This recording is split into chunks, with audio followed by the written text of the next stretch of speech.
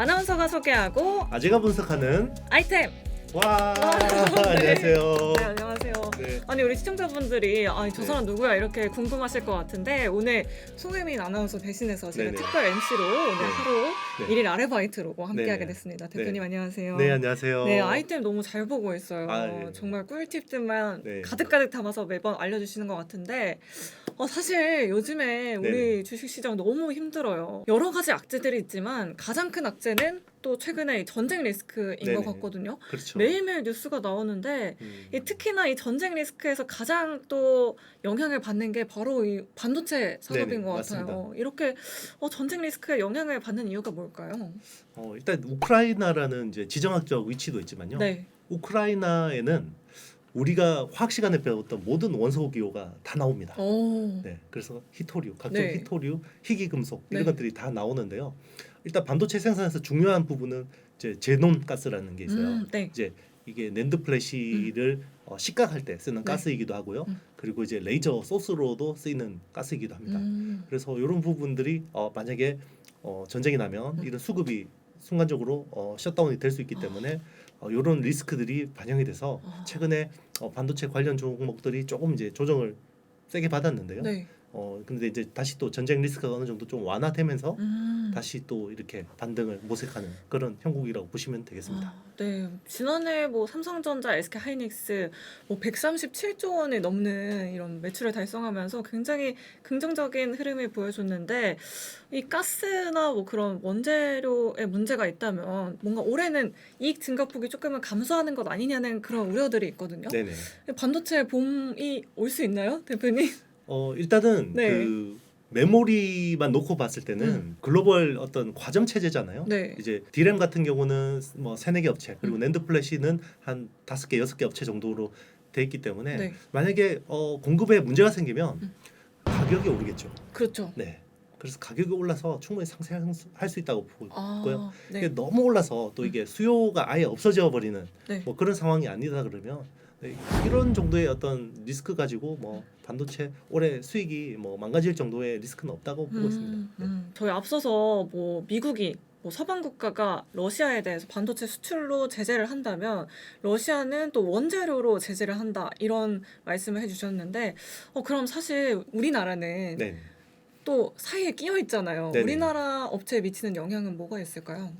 일단 러시아 내에서 네. 그 제조 라인들이 되게 많습니다. 음. 뭐 가전 공장도 있고요, 자동차 공장도 있고 여러 가지 생산 기지들이 많은데 네. 만약에 반도체 금수 조치를 해버린다 그러면 반도체가 못 들어가서 생산이 안 되는 이런 차질이 생기겠죠. 네. 근데 러시아에는 우리나라 삼성, LG, 현대 이런 기업들이 많은 제조 라인을 가지고 있기 때문에 그게 크게 낭패를 보게 되겠죠. 그래서 제발 그런 일이 안 생겼으면 좋겠습니다. 네. 그래도 걱정은 안 해도 된다. 오히려 가격이 상승하면은 이익으로 돌아올 수 있다. 네. 이렇게 정리해 볼 수 있을까요? 일단은 만약에 금수 조치까지 해버리면 아마 피해가 훨씬 클 것 같아요. 그런데 으름장 정도가 아닐까. 실제로 그렇게 했을 때는 글로벌 경제에 미치는 영향이 너무 크기 때문에. 그렇죠. 네.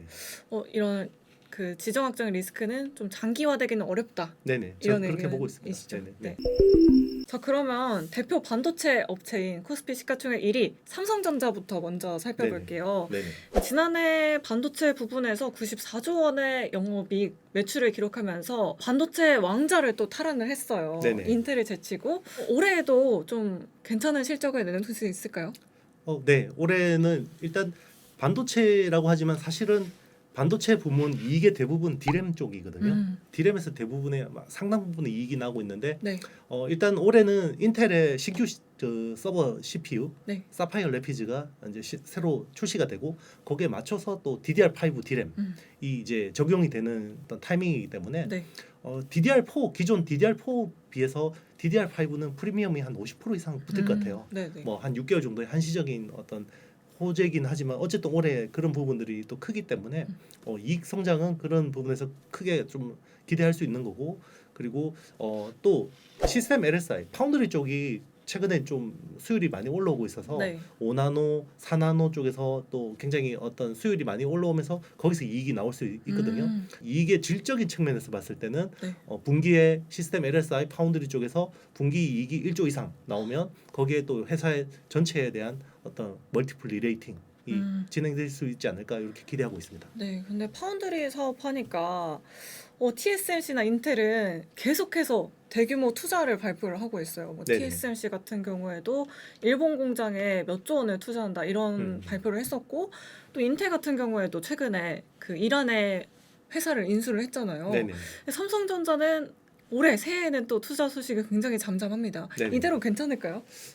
일단 삼성도 올해 네. 한 35조 이상 투자를 할 것 같고 그 중에 한 15조 이상이 파운드리 쪽에 투자가 이제 할당이 돼 있고요. 네. 그리고 이제 미국 그 테일러, 그 텍사스 테일러시의 20조 투자가 발표가 됐고요. 물론 이제 한 방에 다 하는 건 아니지만 네. 계속해서 이제 투자는 집중할 수밖에 없고, 최근에 어떤 트렌드는 파운드리 쪽에 투자가 집중되고 있다라는 게 이제 중요한 포인트고, 그거는 미국의 반도체 굴기.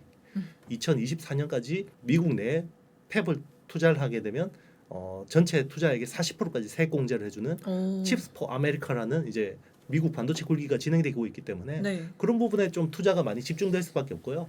오히려 지금 이제 디램이나 낸드 같은 경우는 어떤 대규모 캐펙스 투자보다는 이제 약간 보안 투자, 테크 마이그레이션, 뭐 기존의 뭐 미세 공정을 16나노에서 14나노로 진화한다든지, 아니면 낸드 같은 경우는 128단이 176단, 225단 이런 식으로 이제 고단화되는 이런 쪽으로 좀 투자가 좀 예정돼 있다 이렇게 생각하시면 되겠습니다. 아, 네. 근데 인텔이 오늘 또 기사가 나왔던 게 이제 차량용 반도체에 집중을 하겠다 이런 네네. 기사가 나왔었거든요. 네. 삼성에게 좀 많이 위협이 되지 않나요? 차량용 반도체는 네.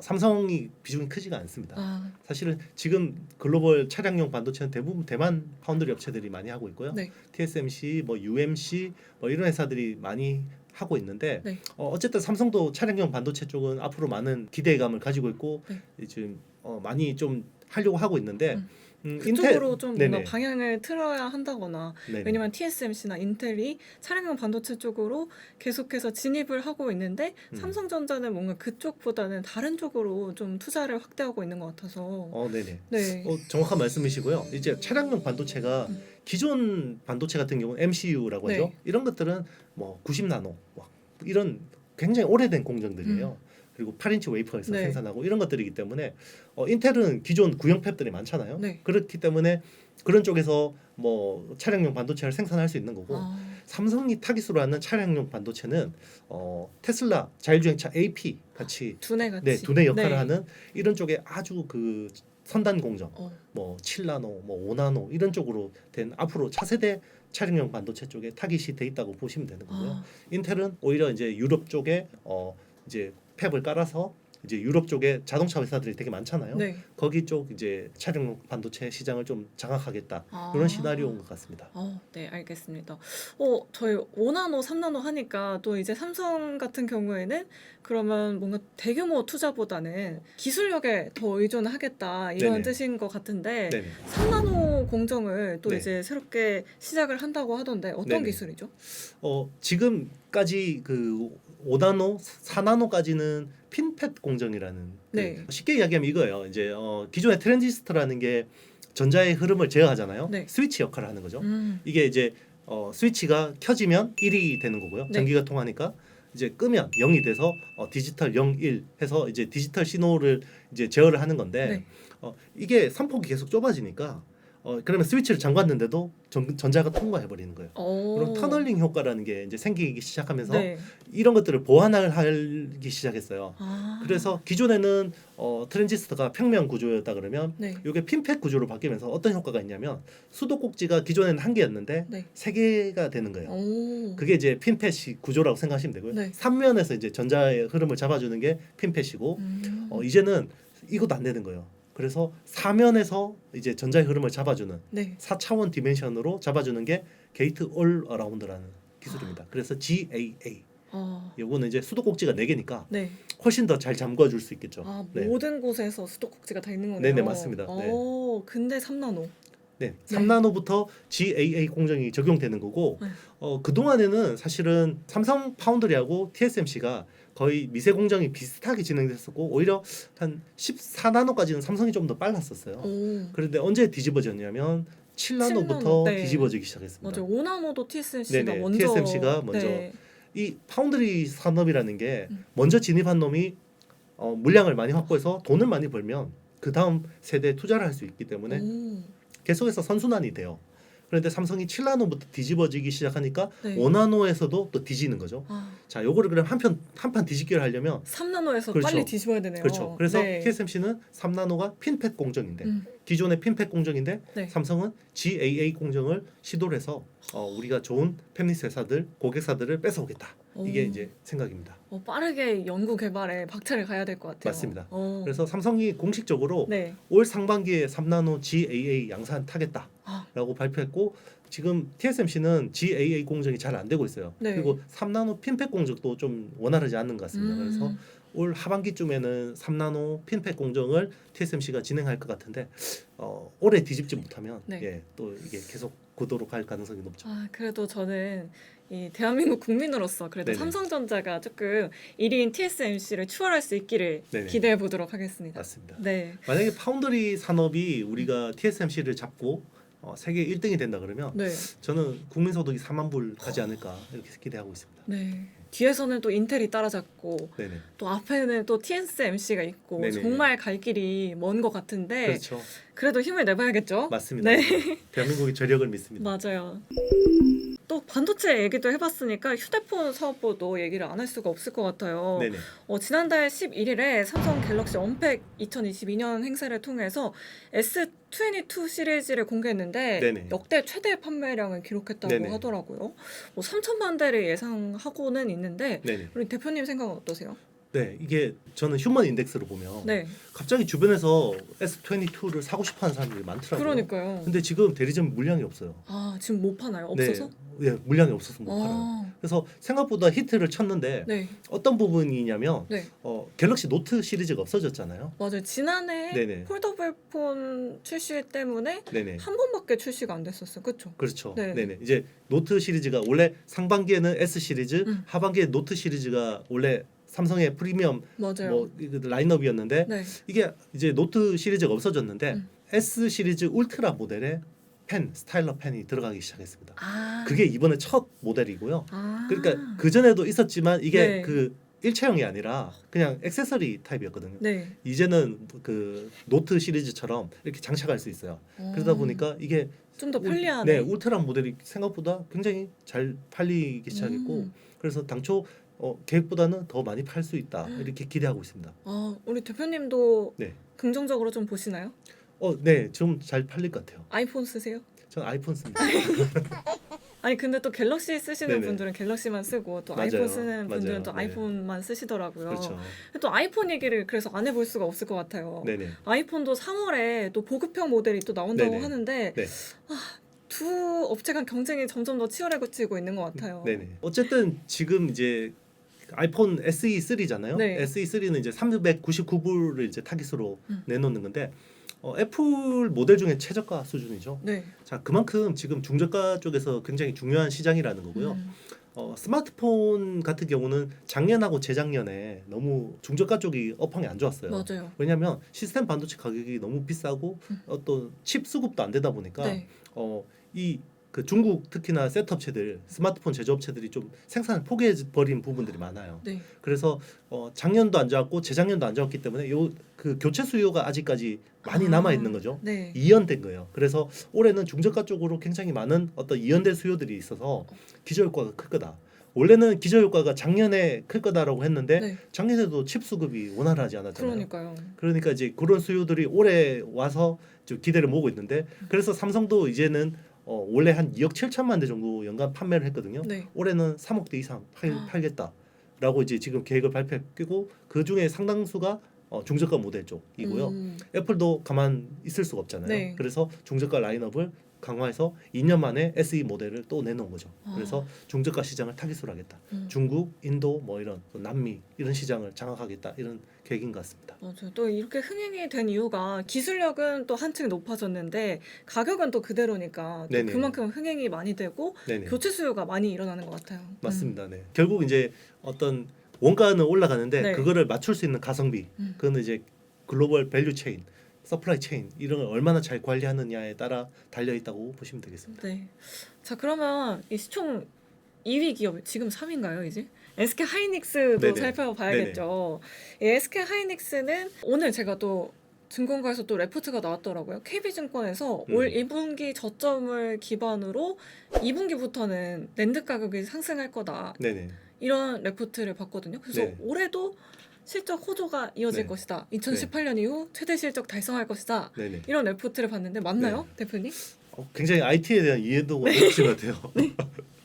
이렇게 그 송혜민 아나운서 자리를 지금 노리고 굉장히 공부를 많이 하고 오신 것 같은데요. 네. 네. 일단 낸드 플래시 같은 경우는 계속해서 가격이 하락하는 추세였어요. 맞아요. 계속해서 이제 왜냐하면 디램 같은 경우는 세 개 업체밖에 없잖아요. 네. 그런데 낸드 플래시는 6개 업체가 있었어요. 그죠? 어떤 업체? 그렇죠. 이제 뭐 였죠? 삼성전자 네. 그리고 키옥시아 일본 키옥시아. 그리고 맞아요. 그죠 뭐 웨스턴 디지털 뭐 SK 하이닉스 인텔 마이크론 이런 회사들 6개 네. 플레이어가 있었는데 최근에 SK 하이닉스가 인텔 랜드 플래시 사업 인수했죠. 그렇죠. 그죠. 그러면 플레이어 한 개가 없어졌고 없어졌죠. 그죠. 네. 그리고 사실 키옥시아하고 웨스턴 디지털은 거의 뭐 같은 뭐 이런 그죠. 왜냐하면 팹을 공유하는 네. 회사이기 때문에 키옥시아가 원래 이렇게 자금이 굉장히 딸려서 이런 팹을 팔았어요. 네. 그거를 그래서 키옥시아 그 웨스턴 디지털 팹을 운영해주고 있는 상황이거든요. 그런데 최근에 키옥시아하고 웨스턴 디지털 그 있는 일본의 팹 요카이치 팹하고 이런 쪽에서 문제가 생겼어요. 사고 났잖아요. 네네. 네, 사고가 오염, 생겨서 네, 그렇죠. 사고가 있었죠. 그 규모가 또 컸어요. 굉장히 어. 컸어요. 그래서 10% 이상 분기 어떤 출하량이 10% 이상이 데미지가 갔고 네. 이게 오염이 더 확산될 경우에 올해 음. 전체 낸드 플래시 어떤 그 공급에서 8%의 공백이 생기는 상황이거든요. 네. 그러다 보니까 반도체 산업이라는 거는 수요가 1에서 2%만 움직여도 가격은 10에서 20%씩 움직이잖아요. 그렇죠. 그만큼 수요 탄력성이 떨어지는 산업이기 때문에 그래서 원래는 대만의 트렌드 포스라는 네. 시장 조사 업체에서 2분기 어떤 낸드 플래시 가격이 5에서 10% 정도 떨어질 걸로 봤는데 네. 갑자기 여기에 사고가 그렇죠. 발생하고. 사고 네. 발생해서 갑자기 5에서 10%더 올렸어요. 아. 그래서 올해는 1분기 대비해서 2분기에 낸드 플래시 가격이 5에서 10% 오를 거다라고 추정하고 있고 향후 가격 인상에 대한 이런 어떤 부분들 때문에 유통업체들은 또 재고를 막 챙기고 있는 거죠. 그러면서 가격이 서서히 올라가는 그런 형국이라고 보시면 되겠습니다. 그럼 또 중국 공장에서 또 봉쇄 때문에 네네. 1분기에 또 그게 영향이 있을 거라고 했는데 공부를 많이 하고 오셨네요. 송혜민 아나운서 보고 있나? 그 부분도 좀 해결이 됐나요? 그 부분도 네. 좀 영향이 있습니다. 아, 일단 이제 삼성 시안 팹이 네. 낸드 플래시 생산에서 굉장히 큰 비중을 차지하고 있어요. 전 세계 공급의 한 뭐 10% 이상 되는 팹인데 네. 거기서 이제 코로나 19가 이제 창궐을 맞아요. 해가지고 셧다운이 됐어요. 봉쇄됐잖아요. 네. 그래서 뭐 전력 수급도 원활치 않고 이래서 거기 또 공급이 좀 제한이 돼서 보통 이렇게 낸드 플래시나 디램 같은 경우는 네. 어떤 커머디티 기성품이잖아요. 네. 그죠. 표준화된 제품이기 때문에 재고들이 막 이렇게 유통 재고들이 있습니다. 세트 업체들도 재고를 가지고 있고요. 그런 재고들이 막 소진되기 시작하면요. 네. 리스토킹을 해야죠. 다시 재고를 또 쌓아야 되죠. 그러다 보니까 이제 가격이 올라가는 효과가 있었는데 여기에다가 또 키옥시아 어떤 사고 때문에 더 이렇게 수요를 우리 부동산 가격 오르듯이 가수요를 그러니까요. 계속해서 네. 촉발시키는 그런 요인들이죠. 그러면 어쨌든 낸드 플래시를 파는 소자 업체 입장에서는 삼성전자나 SK 하이닉스 입장에서는 굉장히 좋은 거고 네. SK 하이닉스는 가뜩이나 인텔 랜드 플래시 사업을 인수하면서 기존의 시장 점유율이 12점 몇 %밖에 안 됐는데 19%까지 늘었단 말이에요. 네. 거기에다가 갑자기 가격이 오르니까 이익 레버리지 효과가 훨씬 큰 호재죠, 거죠. 완전. 네, 맞습니다. 네. 근데 또 마이크론이 오늘 또 낸드 가격을 18% 네네. 상승하겠다고 발표를 했어요. 그렇죠. 그것도 굉장히 엄청난 호재인 거죠. 그렇죠. SK 하이닉스도 이제 그럼 점차적으로 그렇죠. 이제 가격을 올리겠죠. 공급이 이제 네. 아무래도 좀 딸리다 보니까 이제 가격을 계속 올릴 텐데요. 반도체 시장은 메모리 같은 경우는 고정 거래가 시장이 있고요. 네. 스팟 가격 시장이 있습니다. 네. 고정 거래 가격 같은 경우는 기존 단골들 있죠. 아. 이제 사가는 업체들하고 네. 보통 뭐 월 단위로 계약을 합니다. 오. 그래서 월 단위 계약이 돼 있기 때문에 갑자기 가격을 올리면 안 되는 거죠. 어. 그렇죠. 이제 아무래도 기존에 배신감 들죠. 단골이니까 네. 서서히 이렇게 올립니다. 네. 그런데 스팟 가격은 팍 튀어버리죠. 네. 음. 그래서 스팟 가격이 먼저 움직이고 고정 거래 가격이 서서히 이렇게 상승하는 그런 흐름들을 보이고 있습니다. 아. 내릴 때도 마찬가지고요. 네. 스팟 가격은 팍 떨어지는데 고정 거래 가격은 서서히 떨어지는 그런 흐름을 보입니다. 그러면 지금이라도 좀 SK 하이닉스를 매수해보는 관점 괜찮을까요? 저는 좋다고 보고 있습니다. 오. 충분히 분할 매수로 대응하신다 그러면 조금 이제 길게 보시면 충분히 매력적인 가격대다라고 기대하고 있습니다. 아, 그럼 최근에 좀 가격이 그래도 그 네. 일본 공장 생산 차질도 그렇고 중국 공장 생산 차질 때문에도 그렇고 네. 가격이 좀 많이 올랐어요. 그렇죠. 그럼에도 불구하고 여전히 또 매력적이다. 원래 시장 상황 자체가 정상적인 상황이었다 그러면 네. 주가가 훨씬 많이 올랐을 거예요. 아, 그런데도 이게 시장 상황이 워낙 매크로가 안 좋다 보니까 맞아요. 악재들이 너무 네, 많아요. 이 네. 호재들이 그냥 녹아버렸거든요. 음, 그런데 막상 이게 숫자가 나오기 시작하면 네. 주가가 충분히 따라갈 수 있다고 보고 있습니다. 아, 그러면 반도체 전반적인 상황에서 봤을 때 네, 삼성전자도 사고 SK하이닉스도 사고 네, TSMC도 사고 인텔도 사고 이런 것도 괜찮을까요? 좋은 방법인 것 같습니다. 오. 네, 어쨌든 분할해서 네. 반도체 업황 자체가 그렇죠. 올해는 진짜 나아질 네. 수 있을까요? 반도체 업황이라는 게 네. 약간 어떻게 보면 시스템 반도체 쪽도 있고 메모리 쪽도 있고 파운드리 쪽도 있고 네. 조금씩 이제 다르잖아요. 그래서 이제 이렇게 묶어서 음. 이렇게 섹터로 사는 것도 괜찮은 것 같습니다. 네. 또 그것도 귀찮으시면 그냥 ETF 같은 것도 활용하는 반도체 것도 ETF. 네네, 네, 그것도 반도체 좋은 ETF도 요즘에 굉장히 인기가 많더라고요. 맞습니다. 네. 그러면 삼성전자냐 SK하이닉스냐? 네. 대표님의 선택은? 어, 지금 당장은 SK 하이닉스가 좋은데요. 단기적으로 봤을 때는 네.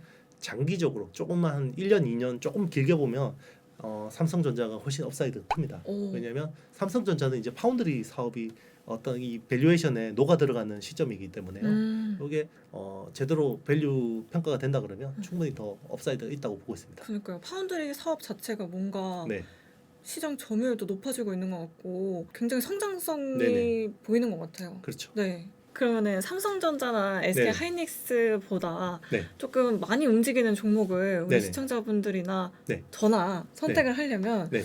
장비주나 소재주를 보는 편이 더 낫지 않을까 이런 생각도 해보는데 그렇죠. 네, 장비 업종이 좋을까요? 소재주가 좋을까요? 어, 2022년에. 네네. 일단은 이제 그 섹터로 봐야 되는데요.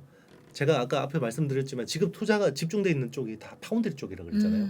그러면 메모리향 장비보다는 네. 시스템 반도체향 장비 쪽이 낫고요. 시스템 반도체 네. 향 장비요. 네, 시스템 반도체향 장비가 낫고 그리고 시스템 반도체향 장비는 대부분 뭐 미국의 어플라이드 머티리얼즈라든지 네. 뭐 램리서치라든지 이런 회사들이 잘합니다. 음. 그죠? 그렇기 때문에 전공정 쪽에서는 아무래도 우리나라가 먹을 수 있는 게 많지 않은데 네. 후공정 쪽에서는 또 잘하는 업체들이 몇몇 있습니다. 예를 들면 어드밴스드 패키지 쪽에서 잘하는 한미반도체, 이오테크닉스 같은 업체들은 네.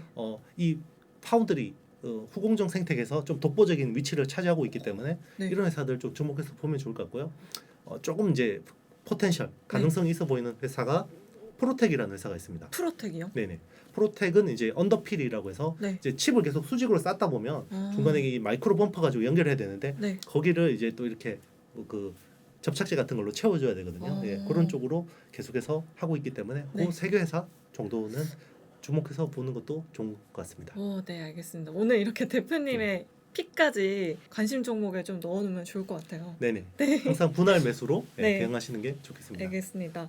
자, 저희가 오늘 소개한 종목 외에도 여러분들 궁금한 종목들 있으시면 댓글 많이 남겨주시면 저희가 다음번에 리뷰해 보도록 하겠습니다. 자, 이번 주 아이템은 여기까지고요. 여러분 오늘 내용이 마음에 드셨다면 좋아요, 구독, 알림, 알림, 댓글까지 많이 부탁드릴게요. 다음 주에 안녕. 만나요.